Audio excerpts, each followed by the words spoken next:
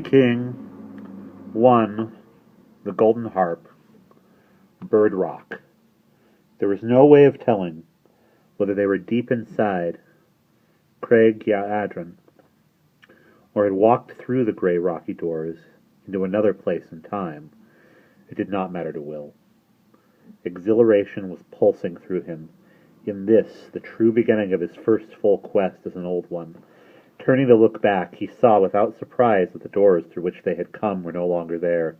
The rocky wall at the end of the chamber, where they now stood, was smooth and unbroken, and upon it, high up, there hung a round golden shield, glinting dully in a light that came from somewhere deep within the room. Will looked tentatively at Bran, but the Welsh boy seemed unperturbed.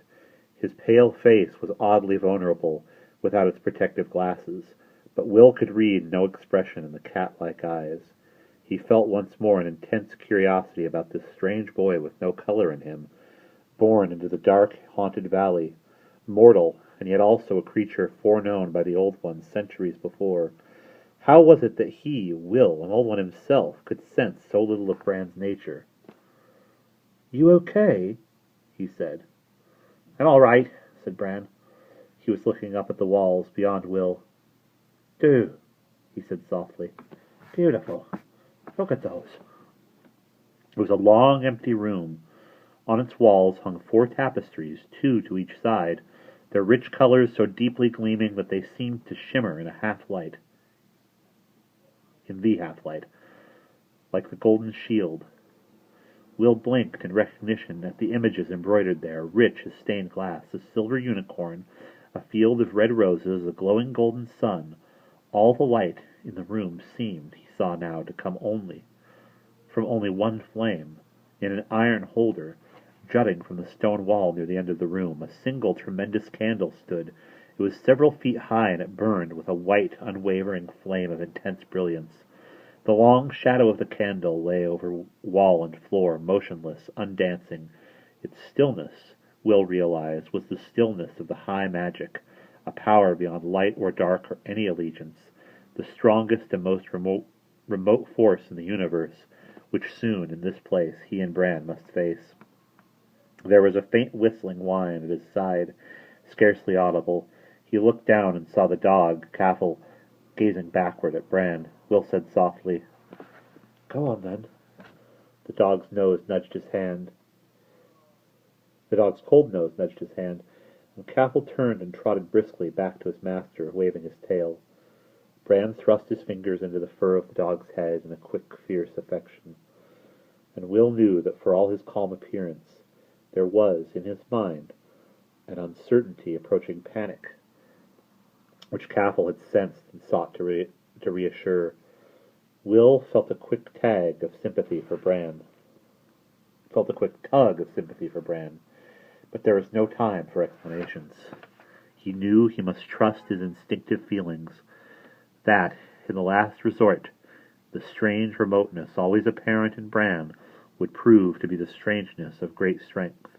He said aloud without turning, "This way." Then he walked firmly down the long, lofty chamber. Bran followed with Caffel. Will could hear the footsteps ringing with his own on the stone-paved floor. He reached the tall candle in the wall. Its iron holder was set into the stone at the level of his shoulder.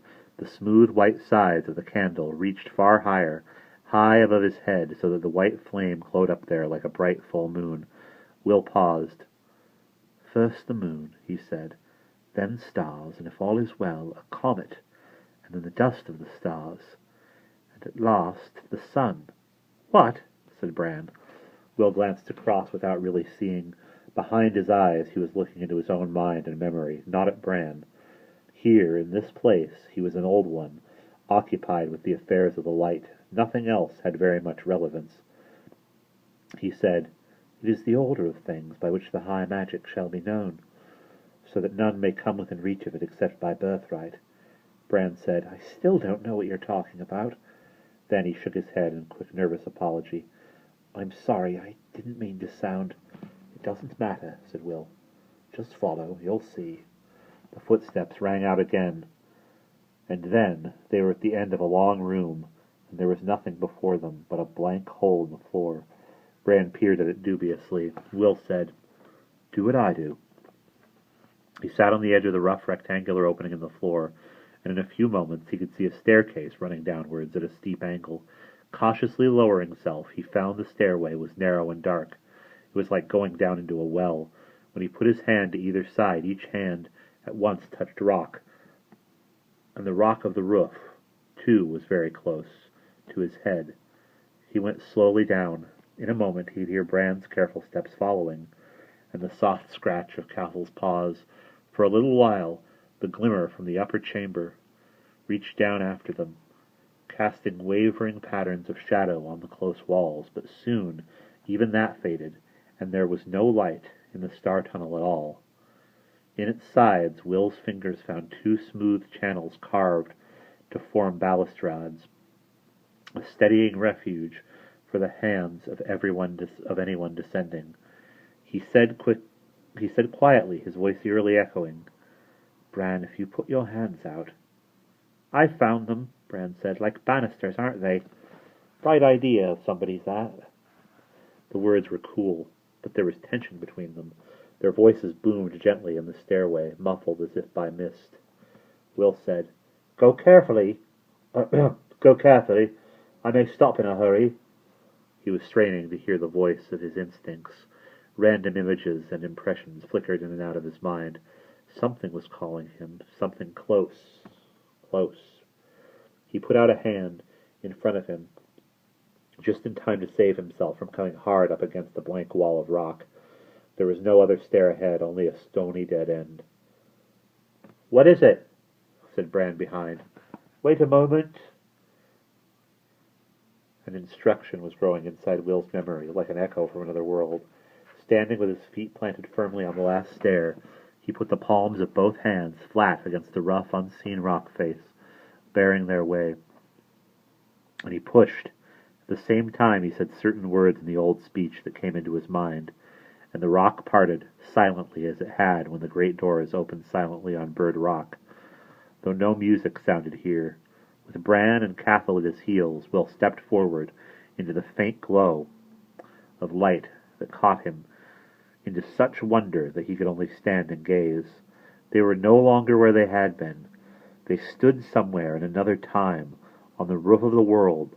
All around them was the open night sky, like a huge black inverted bowl, and in it blazed the stars, thousand upon thousand brilliant prickles of fire. Will heard Bran draw in a quick breath. They stood looking up. The stars blazed round them. There was no sound anywhere. In all the immensity of space, Will felt a wave of giddiness. It was as though they stood on the last edge of the universe, and if they fell, they would fall out of time.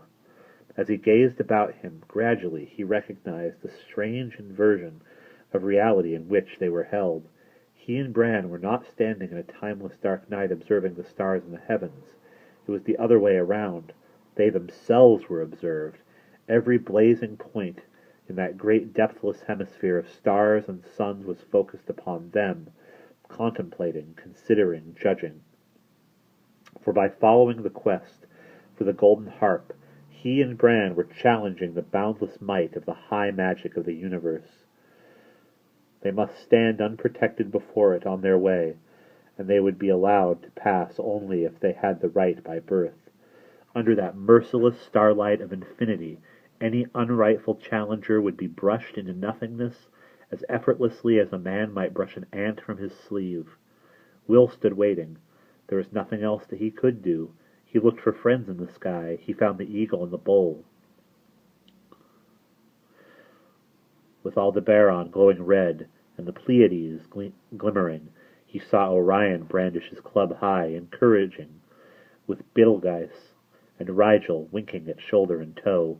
He saw the swan and the eagle flying toward one another along the great path of the Milky Way. He saw the hazy hint of distant Andromeda and Earth's near neighbors, Tau Ceti and Proxion, and Sirius, the dog star. In longing hope, Will gazed at them in hope and in salutation, for during his time of learning the ways of an old one, he had flown amongst them all. Then the sky wheeled and the stars slanted and changed. Now the centaur galloped overhead, and the blue double star, Acrux, supporting the Southern Cross, the Hydra stretched lazily over the heavens, with the lion marching by, and the great ship sailed its leisurely eternal way. And at last, a brilliant point of light, with a long curving tail, came blazing into view, over half the inverted bowl of the sky, moving past in a long, stately progress, and Will knew that he and Bran had survived their first ordeal. He pressed Bran's arm briefly and saw a flicker of reflected light as the white head turned. "Is it a comet?" "It is a comet," Bran whispered. Will said softly back, "Wait, there's more if all is well." The long, flaring tail of the comet moved gradually out of sight, down over the horizon of their nameless world and time. Still, in the black hemisphere, the stars blazed and slowly wheeled beneath them. Will felt so infinitesimally small that it seemed impossible he should even exist. Immensity pressed it on him, terrifying, threatening, and then, in a swift flash of movement like dance, like the glint of a leaping fish, came a flick of brightness in the sky from a shooting star, then another and another. Here, there, all around, he heard Bran give a small chirrup of delight. A spark struck from the same bright, sudden joy that filled his own being. "Wish upon a star," said a tiny voice in his head from some long-departed day of early childhood. "Wish on a star." The cry of pleasure and faith